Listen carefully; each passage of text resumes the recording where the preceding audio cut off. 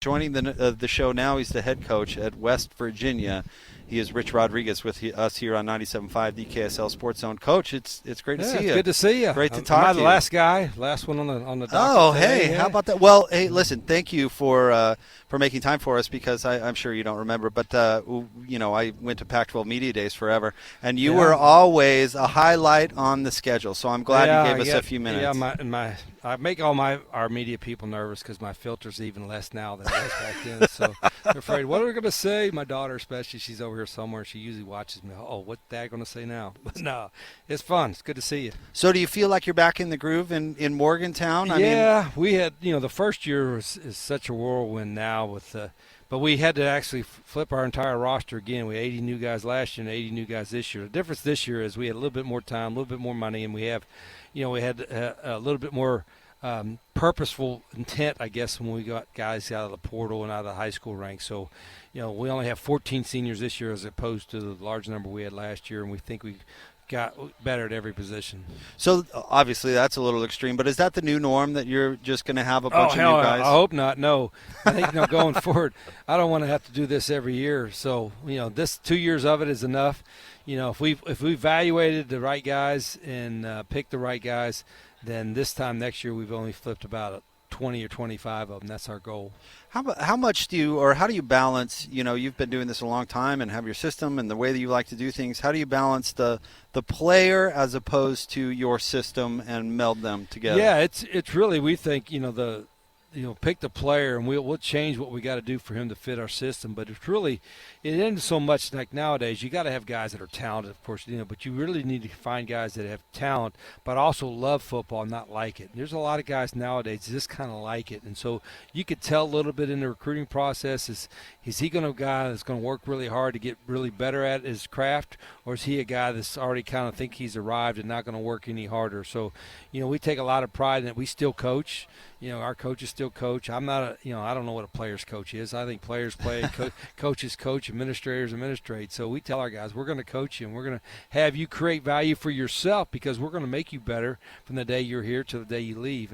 And we take a lot of pride in that. And we want players that want that. And I think most of them do. But there are a few nowadays that get twisted a little bit where it's all about the money they're making or the fame they're going to get, and it's not about them, getting better as a football player and also getting an education while they're doing it. When you were first at West Virginia, they were still in the Big East. Yep, Big East. I remember that right. How do you like this league? How do you like Big 12? It's well run. I think our commissioner folks do a great job. There's a lot of teams spread out throughout the country, but we had to do that. I remember when I was in the Big East, I was nervous because I said, we're doing well, but I said, I don't trust these other schools. I think they're going to eventually go out for themselves, and I think there was a thought process that we'd all hold hands and sing Kumbaya, and I'm like, they ain't singing Kumbaya.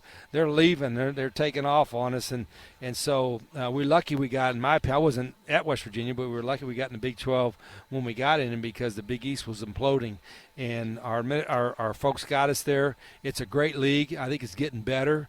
Everybody's committed to their sports programs, and it's well run. So, we're glad where we're at. Now, I have my opinions on going forward. I'd like for us to have a big super league and regionalize it a little bit like, the NFL is and that kind of thing. But I'm speaking on my own opinion, not everybody else's. Think something like that will ever happen?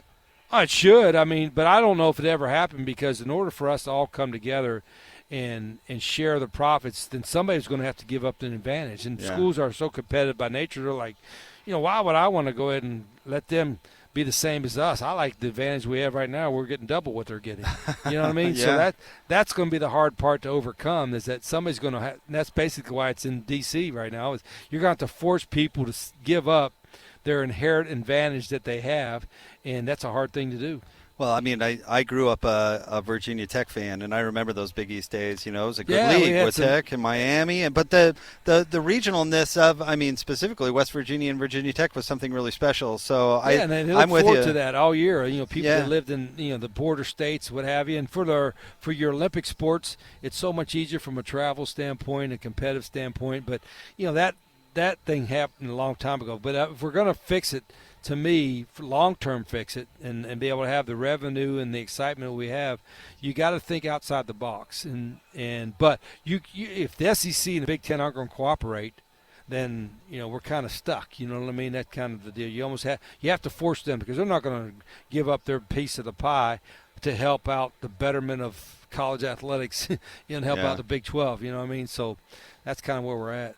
You have to go to Salt Lake City at the end of the year in November. Yeah, it might be a little cool there. It gets a little cool in our place in November too. But I've been there. I think in Arizona, we've played most of the time. I think it was toward the middle part, toward the end of the year. I don't remember any snowstorms or anything like that. But they have a great environment. They're into the games, and I can remember that from our days at Arizona. Well, there was one year, at least you played November because it was rainy, and you went to Salt Lake, and I remember you practiced in the sprinklers and all that, and then you took it to them. Because it never rains in Arizona, right? And right. So we actually had a sprinkler system at our stadium to simulate the rain. In the water, I'm like, why do we have a sprinkler system? It's the water to the turf, so it was so hot. And so I turned the sprinklers on and just got our guys soaked. I mean, it was soaked. So when it did rain there, our guys like, Coach, this ain't nothing. Practice was harder than this. So, yeah, we're ready for it. Excuse me, Coach. We really appreciate you coming by. Thank you. Yeah, last good stop to see of the you. day. Appreciate it. No, that was great. Thank you, Coach, Thanks very for much. waiting around. Appreciate it. There you go. That's the West Virginia head coach, Rich Rodriguez, who's kind enough to join us here on 97.5, the KSL Sports Zone. I think the engine's stalling out on me. Yeah, that don't sound right. Dang, got a lot more miles to go. Nah, be okay, mate. You ride with Geico Motorcycle Insurance and got their 24/7 emergency roadside service. They'll be here with a tow in no time. Good, because these boots weren't made for walking. Those riding boots are pretty sweet. Oh, you like? Do you think they come in a size 1 inch?